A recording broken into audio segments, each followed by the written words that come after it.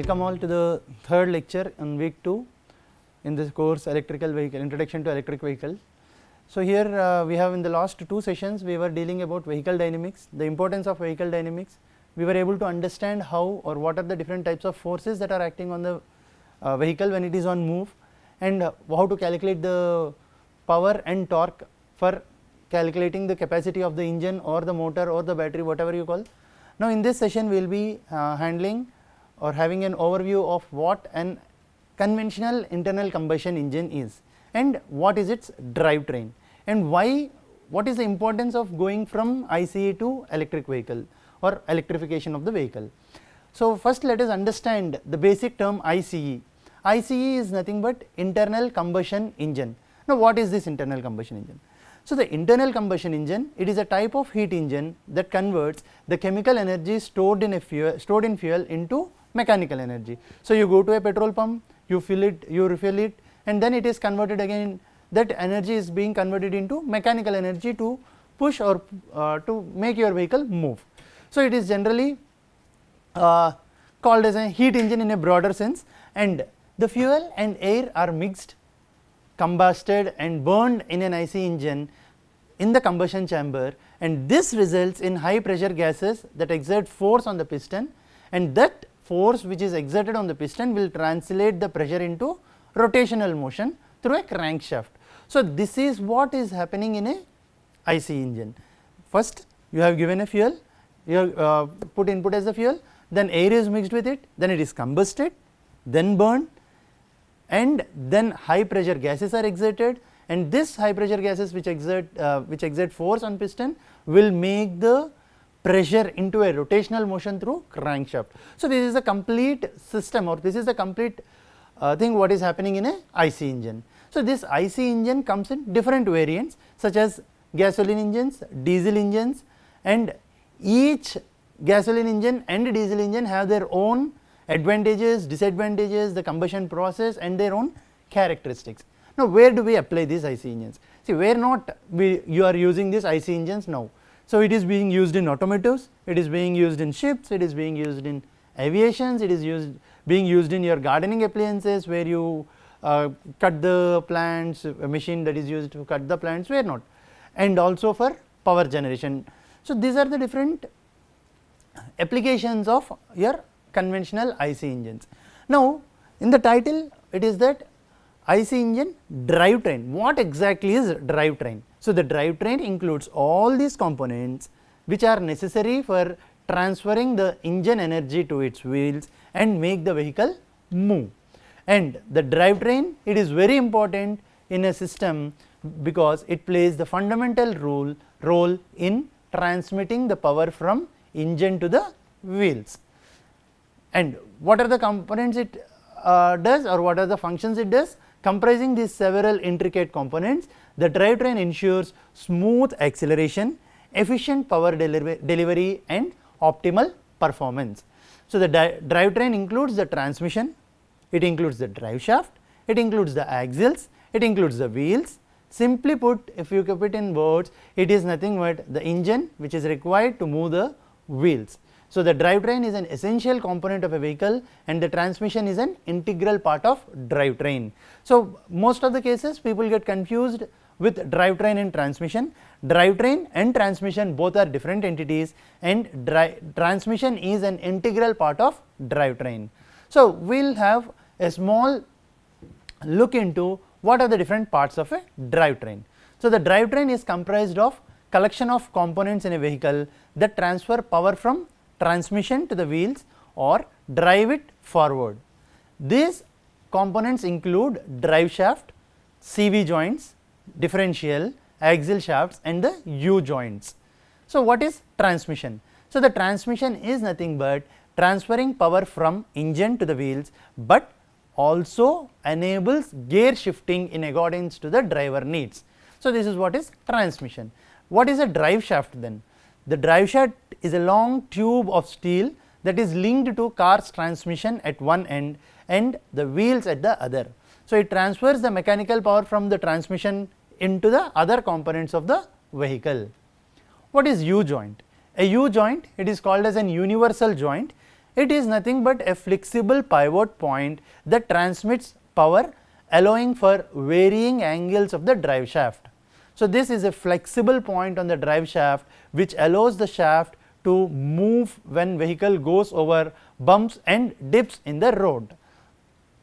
What is a CV joint? CV stands for constant velocity. So, the constant velocity joint or a CV joint is designed to bend the vehicle or bend in any direction, allowing your axle to move with your vehicle while still turning the drive wheels.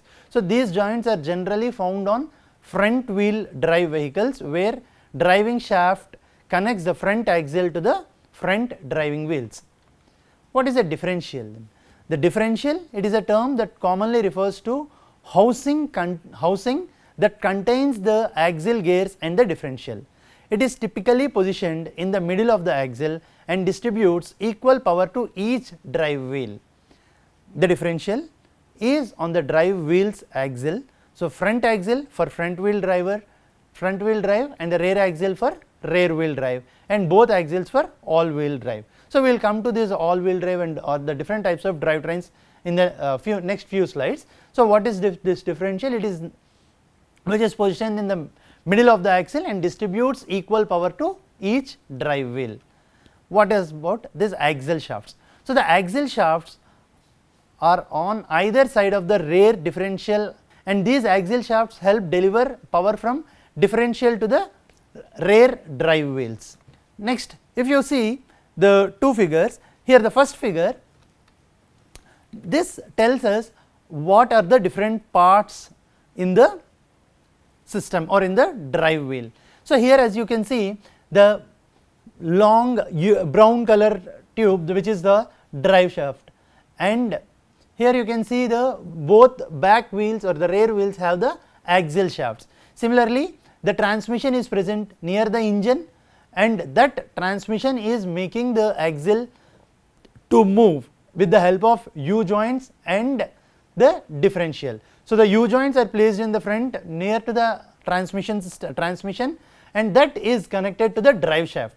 Now, this drive shaft is further connected to the differential again using the U joints. So, here if we can observe clearly, the complete system, the same system as it is placed in the vehicle in the second figure.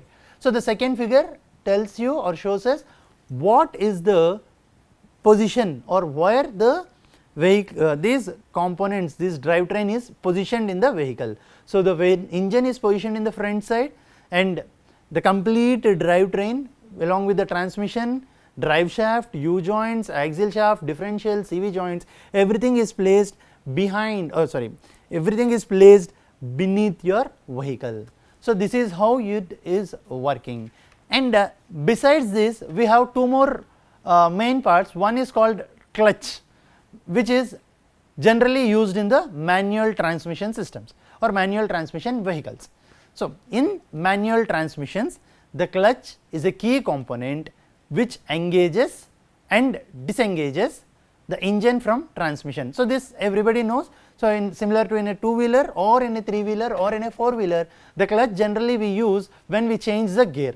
So, when we change the gear, this actually connects the engine from transmission and disconnects or disengages the engine from the transmission. Now, why do we do this? Now, when we wanted to shift gears, accordingly or smoothly, in that case the clutch is generally pedaled, or it is the pedal is depressed, and when it is depressed, this clutch is disengaging the engine from transmission, and the driver will change the gear very smoothly, and again when you release it, again the transmission system and the engine will be engaged, will be connected, and then power will be transferred to the wheels. So, when you press the clutch, there is no power that is being transferred to the wheels. And the next one is the torque converter. So, this torque converter generally it is used only in automatic transmissions. So, in the automatic transmissions, the automatic transmissions use this torque converter, which allows the engine to idle when the vehicle is stationary. and the torque converter uses fluid coupling to transmit power from the engine to the transmission, and that eliminates the need for clutch pedal. Now, as I was telling you, what are the different types of drivetrains? So, coming to the different types of drivetrains, so there are 4 different types of drivetrains. Drivetrains, they are classified based on the position of the drive. So, the first one is front wheel drive, second one is this rear wheel drive, the third one is the all wheel drive, and the fourth one is the 4 wheel drive. So, this is a front wheel drive. So, the front wheel drive, here you can observe the components in the front wheel drive. So, in this system the front wheels provide the power. So, most of the power it is being only provided by the front wheels, and the back wheels there is no much work for the back wheels, or there was no much what do you call the connections to the back wheels, and all the drivetrain components are located in the front wheel of the vehicle, which increases the traction in the front wheels. So, whatever you wanted to do, like if you wanted to turn your vehicle left, right, go through a bump, go through a dip, whatever it is. So, everything, the transmission, this complete transmission and all the drive components are present only on the front vehicle or the front wheel, and this is what most of our vehicles as of now are having. And why do we use this front wheel? So, these front wheel drive are lighter when compared to the others, and also they improve the mileage. Now, what are the advantages and what are the disadvantages of this front wheel drive? So, since all the components are placed on the front wheel, there are very few parts and lower purchase price and repair bills. And second thing, as I said, everything is placed on the front part, so it is having a lighter weight. So, this lighter weight actually helps the vehicle to achieve a better mileage. So, this is what we have observed even when we were discussing about rolling resistance. So, in the rolling resistance FRR, M is one of the component. M is the mass of the body, the complete body. So, the lighter the vehicle, the mass is light, the lighter the vehicle, the mass is less, the rolling resistance is less, and the power required to overcome that will be less, and hence mileage also will be better. And also, compared to the rear wheel drive, the traction will be far better in case of the front wheel drive, and with most of the weight over front wheels, the traction is very well balanced, and less aggressive handling is good for new and cautious drivers, which is the major advantage in front wheel drive. And coming to the disadvantages, as it is not as effective in low traction situations like gravel and ice. It can be used in normal concrete roads or normal what you call tar roads and normal roads, but when there is a lot of gravel and when there is a lot of ice, the friction will be less, and so it is not as effective as it is on the normal roads. And nose heavy makes it harder to handle in high speeds or with heavy loads, and it can cause understeer where front wheels lose traction and car drifts out of the turn. And what about the rear wheel drive? The second type of the drive is rear wheel drive. So, in the rear wheel drive, as can be observed from the figure, all the components are distributed from the front wheel to the rear wheel through a shaft. So, a rear wheel drive relies on the rear wheels to deliver the power, and this is generally found on tracks and performance wheels, and rear wheel drive gives needed traction with heavy loads and optimal handling on performance cars. And coming to the advantages of this rear wheel drive, the handling is very good when compared to the front wheel drive. Braking is very good, exceptional. The braking is one of the advantage of this, and the initial acceleration will be very good in case of back wheel or rear wheel drive, and the driving performance is excellent. However, due to the balance, due to this arrangement, the traction on wet roads is not as good as front wheel drive, and also it is not an ideal case for winter weather because it has poor traction in snow and ice, and the traction on slippery roads will be reduced. So, the next one is the four wheel drive. So, in four wheel drive, as can be observed, it has two drive shafts and a transfer case to deliver power to all the four wheels. So, all the four wheels will be given the power, and now what are the vehicles which are coming from the past 3-4 decades, they are having this four wheel drive, and they are four wheel drive either full time or for part time. So, in full time system, the vehicle automatically switches between two wheel and four wheel drive, while a part time system requires driver to manually engage the four wheel drive system, and the four wheel drive system shines in heavy snow and off road situations. So, the driver will be given an option to either go with four wheel drive or two wheel drive. So, based on his requirement and the road situations of the road, if it is heavy snowfall road or the road is too slippery, in that case four wheel drive is a better option compared to the two wheel drive, whether it may be a front wheel drive or back wheel drive.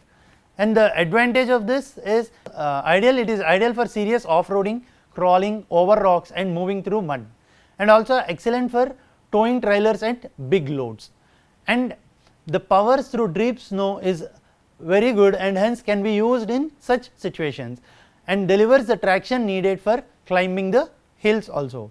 However, since it is having many advantages and better or having advantages of both four wheel front wheel drive and rear wheel drive, this is a bit expensive due to the extra parts on other wheels. That is the major disadvantage of your four wheel drive, and since it is having a heavy drivetrain system, front wheel, back wheel, the complete system, and powering both front wheel and back wheel, front wheel and rear wheel, it will be having more power requirement and hence the lower gas mileage.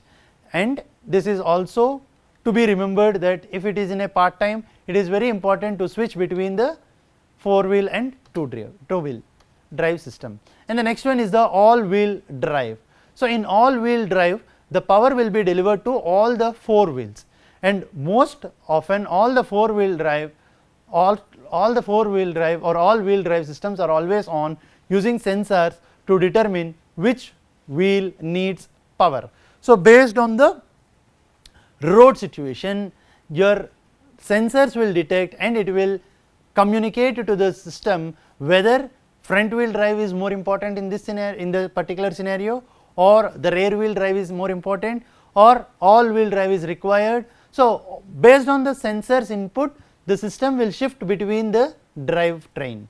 It may be front wheel drive or rear wheel drive, four wheel drive or all wheel drive, whatever it is, it determines the sensors will determine. Since we are using sensors, we need to be very precise about the sensor measurement.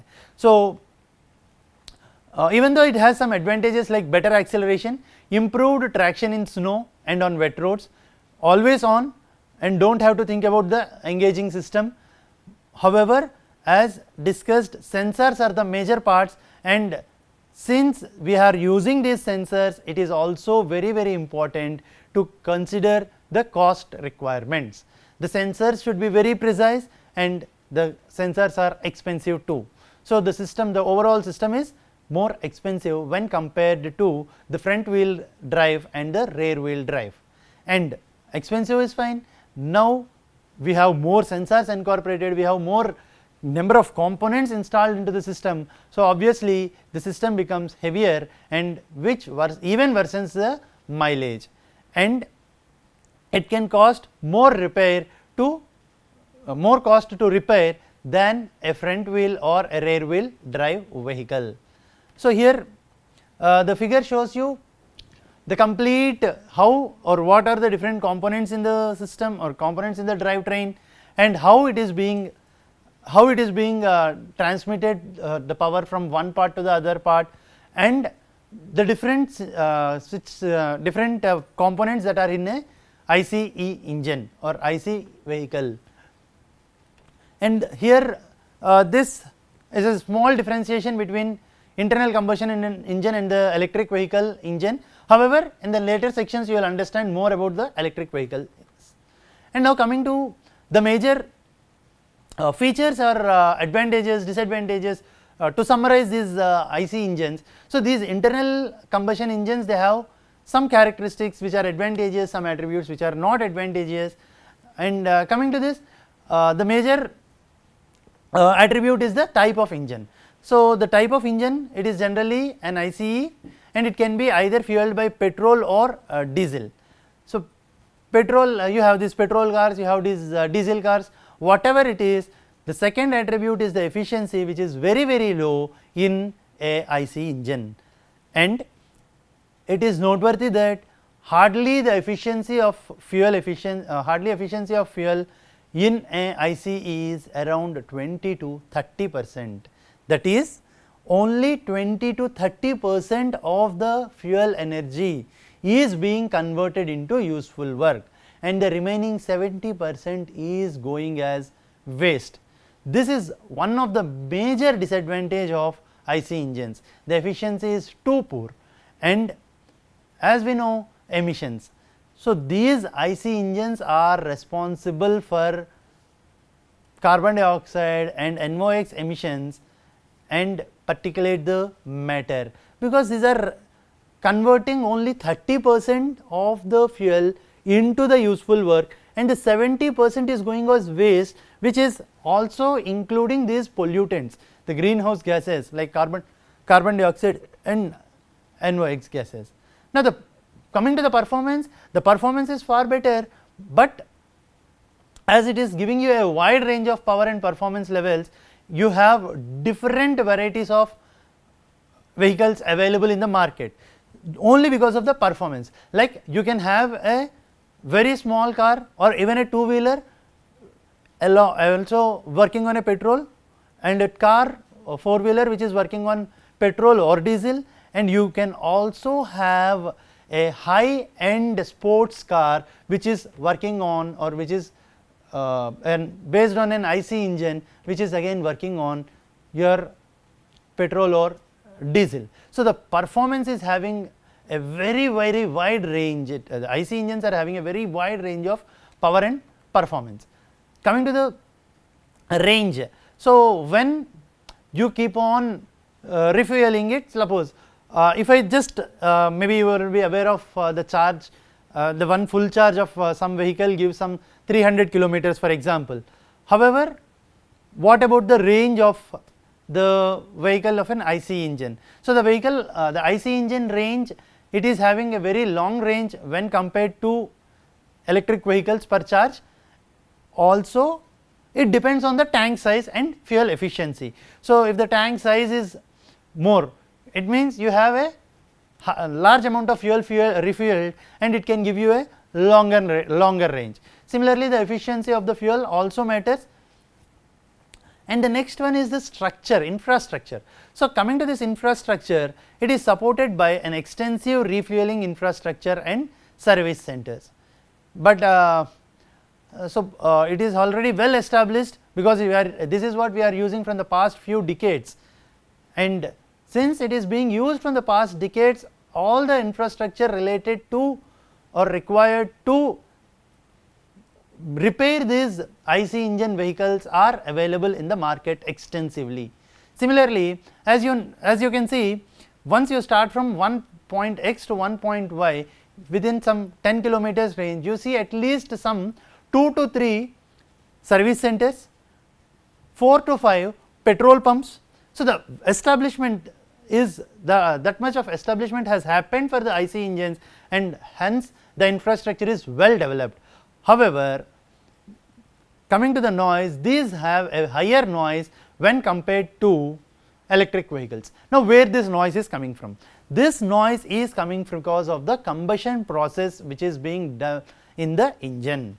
So, the engine's combustion process is actually generating some huge amount of noise in the system, whereas electric vehicles, you know, they are very quiet, that is, they does not make much noise. And lifespan, if in case very well maintained, it will be having a very good lifespan of somewhere around 15 to 20 years if it is properly maintained and with certain restrictions. And coming to the cost. So, the cost of the electric vehicle is high when compared to the IC engines. Since we are comparing this cost with respect to IC engines are having at least 1 to 1.5 lakh cost less compared to electric vehicle, and of course, that depends on the brand of the vehicle what you are trying to purchase. The amount is not fixed, it may vary. However, it is equally important to understand the maintenance cost. So, the fuel cost and the maintenance cost will be high when compared to electric vehicles over a period of higher time. So, if you check if you calculate the fuel cost and the maintenance cost, say for example, say some 15 years or 10 years or 5 years, the fuel and maintenance cost of the electric vehicles will be less when compared to your IC engines. The technical advances. So, the modern IC engines may include advanced technologies like turbocharging, direct fuel injection, hybrid systems to improve the efficiency and performance. However, these IC engines are having a very high impact on the electric vehicle, contributing to air pollution and climate change. And also the another disadvantage is it requires a regular maintenance, including the oil changes, filter replacements, filter cleaning, and even more complex engine repairs when not properly maintained, when not properly used. And refueling, it is very easy. As I said, within a span of some 10 kilometers, you will easily find some 4 to 5 petrol pumps to refuel your vehicle. And how this has come? This has come just because of the development of the infrastructure, because of the usage of the public in the wide domain. So, these are the IC engines advantages and disadvantages or overall characteristics and attributes of the IC engines. So, now from this it is very clear that the IC engines have various disadvantages, mainly with related to emissions, poor efficiency, tailpipe emissions, dependent on the fossil fuels. So, it is completely dependent on the fossil fuels and so on. So, combining all these disadvantages, all these attributes, the major disadvantage is with the emission. And in order to resolve these issues associated with the conventional IC engines, electrical vehicular electrification or vehicular electrification or electric vehicles have been a promising and sustainable technology for transportation system. So, the IC engines will slowly be replaced by electric vehicles, and in the present scenario, if you look into the market, many two-wheelers have come into the picture or come onto the roads. Similarly, many electric four-wheelers have also come onto the roads, and even three-wheelers have also come onto the roads. If you are in places like Delhi, Raipur, etc., you see lot of three-wheeler, the passenger vehicles, three-wheeler auto rickshaws, which are widely used for transportation. So, this development, once the people start adopting to this electric vehicle systems, it is obvious that the infrastructure will get developed. To conclude, in the second week we have seen vehicle dynamics, followed by the IC engines, its advantages and disadvantages, and in the next lectures you will be having more emphasis on electric vehicles and its importance along with the hybrid electric vehicles. Thank you.